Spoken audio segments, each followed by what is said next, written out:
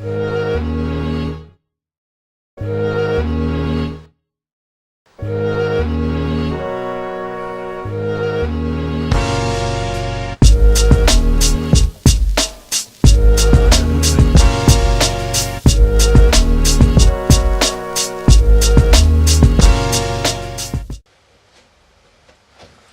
everybody and welcome to another episode of Matters Ago. Today I'm talking about Christian propaganda films. Why Christian propaganda films? Because I want to, okay? So fucking deal with it. Okay, at the ripe old age of 12 years old, I was first introduced to this underbelly of dog shit when I first saw Hell's Bells, The Dangers of Rock and Roll. And yes, this is on YouTube. After watching this, go check it out for as long as you can, because trust me, it will be the most fucking retarded thing you've ever seen. Apart from all the examples of famous rock artists' music that they use, the rest of it is just biased Christianity bullshit. They even use examples like backmasking. I can tell you for a fact that's a total load of fucking horse crap. No one could engineer a song perfect enough with the perfect frequencies and syllables that when played backwards would have a specific message. Like one example they use, and it's a very common example, Another One Bites the Dust by Queen.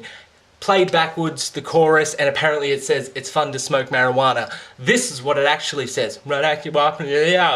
Serious, that's exactly what it says. I've listened to it 1,000 times backwards, that's what it says. They even use Blue Oyster Cult, one of their songs. There's like this bit where it just has this nice melody and a bunch of weird scribbly noises. When you play it back, it apparently says, "Oh, our Father who art in hell, Satan."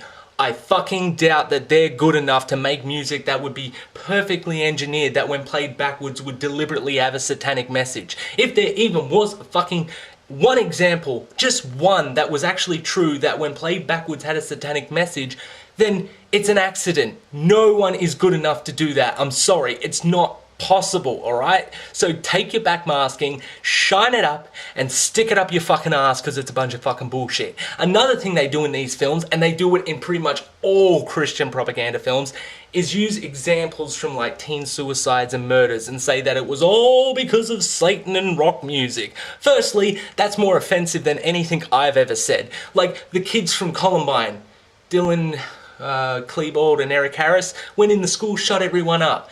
Now look, mental illness, environment that we're living in, shit like that, that shit you should be looking at. Don't go through their movie collection and music they listen to and go, yep, that's what did it. That Marilyn Manson song, that's what made him do it. Bull fucking shit. Marilyn Manson's music hasn't made anyone do anything apart from want to die. And why do they want to die? Because they're listening to such a piece of ass. His music is fucking horrible. Maybe it contributed to their negative attitude just because of how ass it was, but I don't think it was the leading cause of going into a school and shooting up a bunch of fucking people. I think the fact that they got bullied every day and the teachers thought it was funny is probably something you should have been looking at, but they only looked at that years later. They went on this full crusade against Marilyn Manson and Eminem and all these offensive artists that make everyone kill everyone and shit like that, instead of looking at the fucking facts. Now, one case that they always bring up, this one, at 12 years old when I first saw Hell's Bells, The Dangers of Rock and Roll, they show crime scene photos of this and it really fucked with me.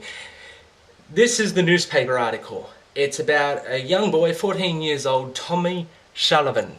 1988, small town in New Jersey.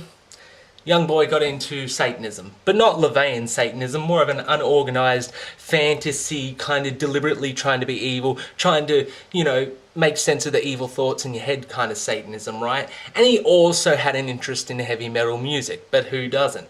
Anyway, one night he takes his mother down to the basement and kills her. Viciously, slashes everything up, and then basically does the same to himself. And so vicious that when he slit his own throat, he cut so deep it actually hit his spine at the back. So it's a pretty fucking vicious crime. They show crime scene photos, which I can't even find on the internet. Seriously, I'll give you all the facts you need to try and find them. Thomas Sullivan, 1988, New Jersey. Crime scene photos. You will not find them. They're not on the internet. But Christian propaganda films, good taste? Flick that aside, we're trying to convert people. So they show these sick, fucked up pictures, and at 12 years old, that really fucked with my head. Like, especially one of his mother, because he'd slit her throat and her head was back, and it was fucked up. I hadn't been on the internet yet either, so it really fucked with my head. And at the very end, what do? Now it's time to be a Christian. This won't happen to you if you love God. You're missing out on one thing. Dylan Klebold, Eric Harris, they went into school and they were specifically targeting Christians. So you're saying that this is going to keep me safe, even though there's documented examples where it's actually been detrimental to people sustaining life. You're fucking stupid.